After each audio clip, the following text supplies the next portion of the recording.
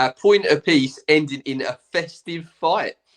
Welcome back to Where the Saints Talk with myself, Luke, and today we've got Alex, Joe and Nick talking all things Southampton, including this week's tweet of the week and the A to Z. Right, Nick. Well, I mean, let's start with the game itself. Was you happy with a point? If you had asked me that before the game, I would have said a point at the league leaders is a great result. If you'd asked me that after the game, I would tell you teams that get promoted probably should have gotten 3 points from that game.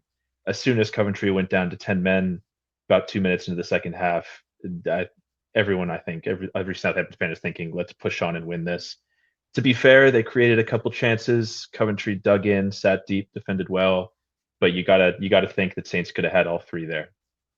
Yeah. I think it's especially when they go down to 10 men, which we will talk about soon. But Alex, let's talk about the first half in general. I know obviously Coventry got the goal, but I think Saints were probably the better team. Yeah, it looked like we had quite a few chances to go ahead. Yeah, it was weird because it was almost overshadowed by just that defensive kind of mistake where we really shouldn't have conceded. But it's been a bit of a theme under Tondereka that we've been better in the first half, but this game was the other way around. Though obviously the red card was a big factor in that. Wasn't a terrible performance, but definitely lots of places to improve. Yeah, definitely, which is not a bad position to be in. Let's talk about the red card then, shall we, Joe? It was one hell of a challenge. I mean, he comes flying in. There's no arguments. It's a straight red card, isn't it? 100%. Anyone that says differently has no knowledge of football whatsoever, because he's not in control of his tackle. He's high up on his ankle. He's not really looking at the ball at all. He's just going for the player. So, yeah, in my opinion, red card all day long. And if it was the other way around, they'd have been screaming murder is for a red card anyway. So, you know, if it happens to you, then you just got to take it on the chin and just get on with it, really. Yeah, definitely. When it's high, the studs are up. It's not a nice challenge at all. But one that actually went Saints' way, which went against Coventry, which good old Frankie Lampard wasn't very happy with, was the Haji Wright through on goal. They wanted a penalty. We'll ask your opinion, Nick, but me personally, I don't think that's a penalty. I know what Lampard came out and said, but that's actually not what happened. If what Lampard said happened, then yeah, that is a penalty, but that's not. Haji Wright didn't get the wrong side, etc. But Nick, what do you think? Do you think it was a penalty?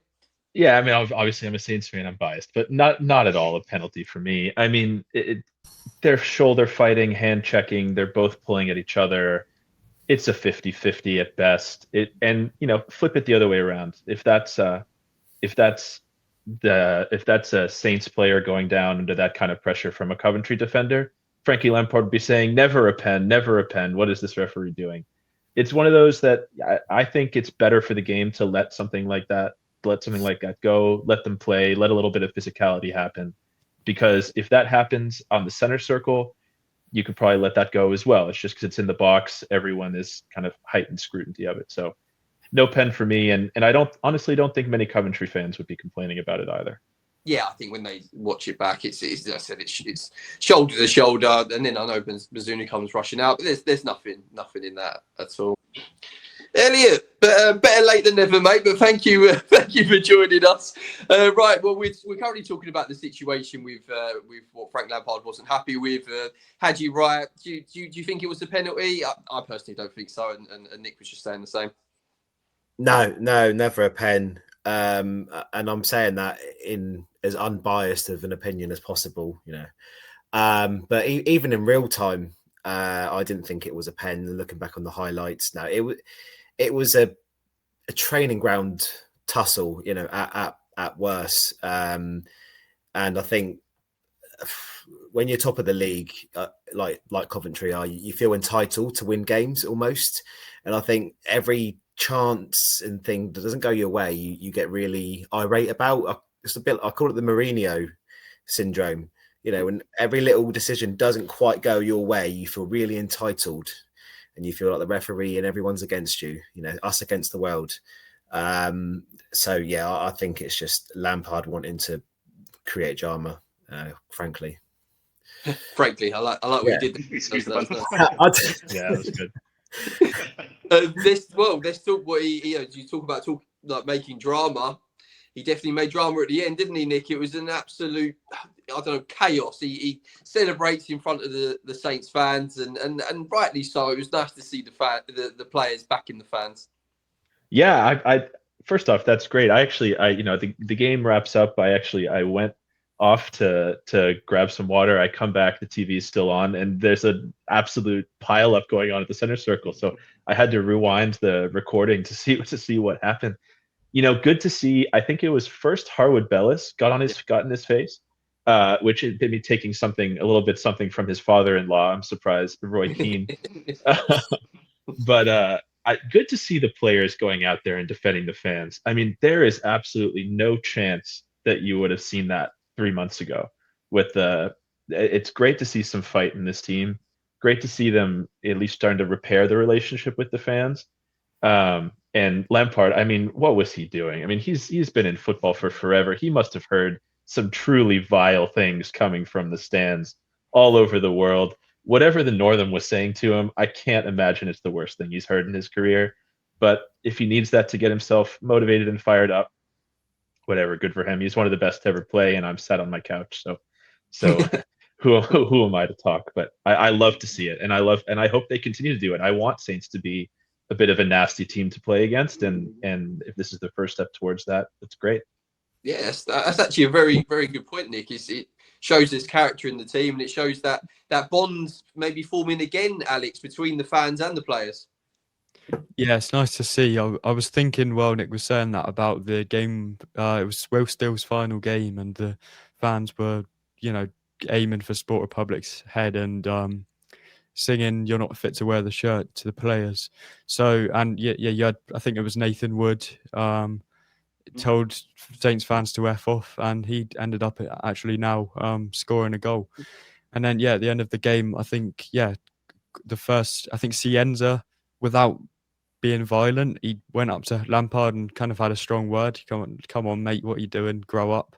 Howard Bellis, Quaji, Wellington were all kind of the first in there. So it's really nice to see that they've got the character. And I think that's probably credit to Tonda Eckert, because under Will Still, Will Still didn't have much charisma, where I think Tonda Eckert's kind of got that fire in the players, and it's nice to see. Yeah, definitely. What do you think, Elliot? Was it a bit of nothing? Do you think that it was worthy of Lampard reacting like he did to the Northern? I think it's pathetic, really. Yeah, I have to agree. I'm not even sure why he got irritated in the first place, because I was at the game and the full-time whistle goes. Coventry fans celebrate like they've just won the Champions League, and Lampard comes on the pitch, giving all the hand gestures to the Northern. I don't really know where that started from, or what his motivation was. I sort of think he was trying to just wind us up, as if to say, haha, you couldn't beat 10 men. But, they chucked away a lead. And it's bizarre, really. Because before that, we weren't chanting at him, like, really, during the game. There wasn't anything directed towards him during the game. So I don't understand what switched between. There was one thing at the end. Oh, I didn't catch that then. But a strange one. I thought I thought he'd be above that, to be honest. As he's not exactly midfield enforcer. He's quite middle class. He's a Tory, and shops at Waitrose. I didn't think that would be Lampard's game, to be honest. I was really confused, but I love the way, as Nick and Alex have said, I love the way the players sort of rallied and sort of stood up for the fans, because as Alex rightly said, that wouldn't have happened under Will Still. It was a strange one, but in a way it was nice to see the players' reaction. Yeah, definitely. Well, that's obviously we're closing in now. We're at the halfway point, really, aren't we, of the season, and we're coming to the end of the year, end of 2025. It's been a roller coaster for Saints. One question though that I want to ask you guys, and who has been it doesn't have to be the best player, but who's been your favourite player in 2025? Joe, let's kick it off with you, mate. Who's been your favourite player this year? Oh, this is going to be a right struggle. Ugh. The only one that comes to my mind is probably Aaron Ramsdale, and he's not even with us at the moment. But I remember when we signed him, I was like, yeah, we finally got a solid quality keeper that won't flap at thin air and will actually save some shots. Granted, he was only with us for a year, but one of probably, if not one of my favourite players to play in goal for us, to be honest, outside of Fraser Forster. But yeah, probably Ramsdale for me. Yeah, it was a great signing. I remember when it happened last summer. It was a brilliant signing, and you expected obviously him to stay at the club for a lot longer than he did. But obviously Saints go down, and the story is told. But I like that one. What about you, Nick? We'll ask you yourself, mate. Who is your favourite player from the calendar year 2025? It's hard to say, because if I pick a player who's doing well now, they probably didn't do great in the Premier League. And if I picked a player who did well in the Premier League, they're probably gone. So, it's kind of a tough pick. I mean, this is an obvious one. I'm sorry if I steal it from the two I've left to go. Leo Cienza. I mean, he hasn't been here very long, but he has absolutely captured me, and I think a lot of fans. Not just how good he is. I think he might be pound for pound the best attacker in the Championship, but his attitude as well. I mean, he is just a great person. Gets the fans going. Really has passion to win for the club, and I think he's my favorite at least of the Championship season. Like that. I'd put my house on Elliot was going to say Cienza, so let's throw it to Elliot. I'm sure you've got some more stuff to say about Cienza, mate. You love the guy, don't you? I do, but I can pick someone else. It's fine. Damien Downs. That's what I was going to talk about him actually later, but I'll let you do the honors. It's a really tough one. Do you know what? I'm going to go a bit left field. I'm going to say Kasper Yander. I think he's because I could have said Finn Azaz or Adam Armstrong, but I want to give a shout out to him because he's one of those players that quietly goes about his business and he does all the basics really, really, really well. But he's a proper box-to-box midfielder. He holds the ball really well. I think it's really hard to get the ball off him. He carries the ball really well. He's very direct, but yeah, he covers both halves of the pitch really well. There was one moment yesterday against Coventry where he was in our own penalty box and he just sort of like jumped and smashed into a sort of mid-air tackle and then ran halfway up the pitch from our penalty box. And yeah, so yeah, Kasper Yander for me. Like that. Alex, what about you, mate? You can end it with your favourite player for 2025.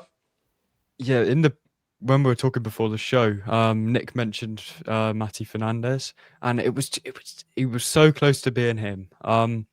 He was he seemed such a nice kind of person, a fantastic player. It looked as if he might actually end up staying at the club because no one wanted to pay the price for him. But yeah, I didn't like the way he left. So with his agent kind of forcing the move. So I would have to agree with Cienza. I think he's the best winger we've had since Sadio Mane. Oh, that's a shout. That is a shout. Lovely. Well, obviously, before the new year does come in, there's a few games left to go. Let's talk about the next game, the upcoming game, Oxford away. I'm just going to ask for two of our lovely fans' predictions. We'll go with Joe. You can kick us off, please, mate. What do you expect from Oxford, and do you expect 3 points?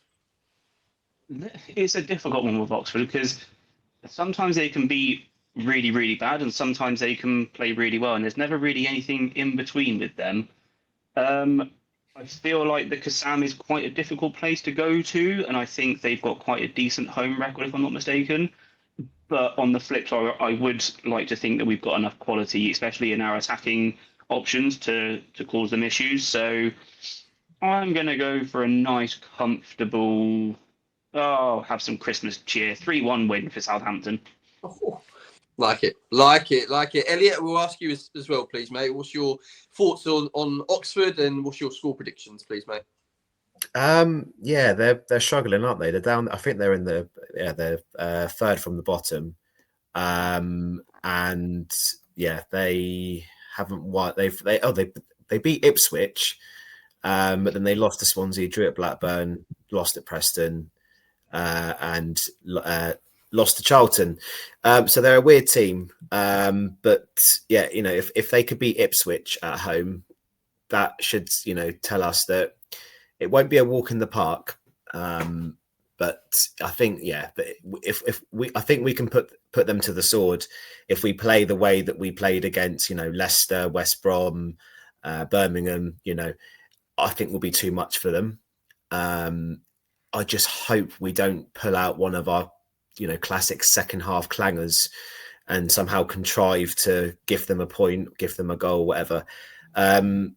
I don't think we've got a clean sheet in us, so I'm going to go. I feel boring doing this, but I'm going to go same as Joe, 3-1. Okay. Still 3 points, 3 goals. That would, that would be a great win. Right, we are now on to the A to Z for this week, and it's the letter K. We're just going to go for one person for the letter K this week. And Nick, can you please give us your letter K for Southampton? I can do, and I will not say Kamaldeen Sulemana. I think we've had. No, I'm gonna go with. This is before I was born, so I'm going to apologize to all the people who were alive at this time and watched him play. But Kevin Keegan, who I think just kind of exemplifies that when Southampton are good and going, even though perhaps we might be one of the smaller clubs as compared to kind of the big six or the established top 10 Premier League clubs, but we've had some great talent over the years. Kevin Keegan, England player, captain England, kind of was part of the team during one of Southampton's best periods in the top division. So Kevin Keegan will be a double K for me today. Beautiful. That's great. I mean, within football, everyone respects Kevin Keegan. He's got one of the best moments, isn't he, as a manager, where he comes out and goes, "I'd love it if we beat them." Yeah, brilliant. But he's a good guy. Right, we are finishing with tweet of the week, as we always do, and today's tweet of the week is again going to be relating to Frank Lampard. It was a tweet from a Saints fan, and it was thought more of you, Frank. But what was that after the final whistle? Alex, I'm going to throw it to you to finish, mate. What did you think to Frankie Lampard? Elliot said pathetic. Are you along them lines? Yeah. I think Saints fans sang "You're just a Steven Gerrard," which I do agree with. I think Gerrard was the better player. But if I think he's in his mid-40s. I think you need to just kind of grow up a little bit and don't react to 10,000 people singing that about you. I actually thought Ton de Rekker came out as the more experienced manager after that. He didn't get involved with the big kind of palaver at the end. He stayed away. He shook everyone's hands, clapped the Saints fans, and walked down the tunnel. So I think that's it shows what a kind of a respectable person we have in charge. And Lampard can, he can celebrate his 3 points that he didn't get as much as he wants, as can the Coventry fans. I think if you take it, if you give it, you got to take it. And it wasn't the best moment, but I think we'll move on and hopefully beat them next year. Yep, definitely. Love it. Thank you very much, guys. Appreciate your time as always. Thank you, everybody, for watching at home. Please like and subscribe, and please get involved in the comments below, talking all things Southampton.